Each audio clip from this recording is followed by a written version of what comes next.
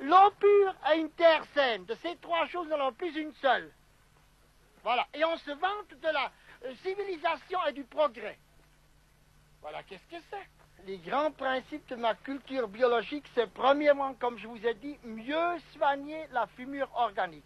La santé de l'humus dépend de la santé des animaux qui ont fabriqué cette matière organique. De même que tous les déchets de ville. Mais pour autant que tout ne soit pas déjà empoisonné avant la consommation. On sait qu'est-ce que c'est que les citrons, qu'est-ce que c'est que les oranges. Enfin, une grande partie d'aliments que nous consommons ont déjà été trafiqués avant de les manger, on le sait très bien. Il faut avoir peur de mettre une plure de citron dans le manger des porcs, parce qu'il pourrait canner, on sait très bien que tout a été vacciné, tout a été traité. La deuxième, faire que des labours superficiels. Nous ne bêchons pas, et au printemps, nous passons simplement le motoculteur à 4-5 cm au plus de profondeur. Pourquoi? Pourquoi, mes amis? Si je fais une coupe transversale dans la forêt, eh bien, nous avons d'abord la couche de couverture, les feuilles, les aiguilles, tout ce qui tombe des arbres. Dessous, nous avons la couche de décomposition ou de fermentation. Et la troisième couche, c'est l'humus, la meilleure partie de la terre végétale. Maintenant, pourquoi pas bêcher profond?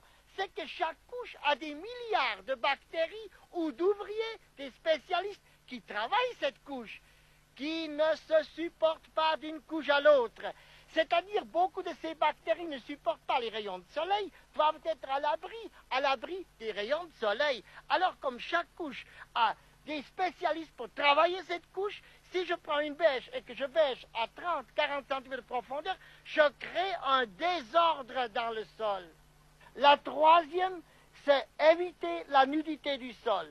Et la quatrième, c'est redonner à votre terre les éléments de trace. Et ainsi, vous arrivez à produire des légumes, des aliments plus riches.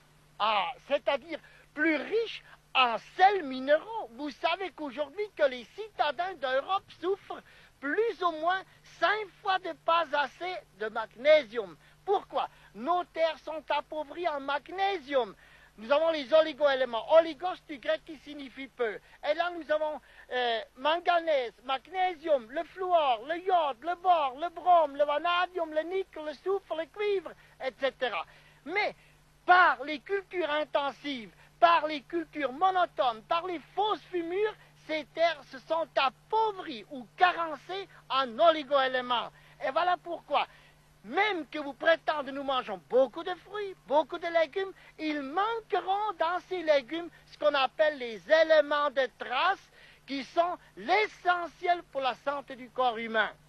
Et vous savez par exemple qu'un corps ne peut pas assimiler le calcium s'il n'est pas pourvu de suffisamment de magnésium. Le magnésium est précisément le régulateur du calcium. Mais j'ai enfin compris que nous ne pouvons plus continuer. Les dépenses devenaient trop grandes. Il fallait toujours plus d'engrais, toujours plus de produits chimiques pour obtenir moins que j'ai maintenant sans ces produits-là, mes amis. Pourquoi on déséquilibre chaque année un peu plus la terre?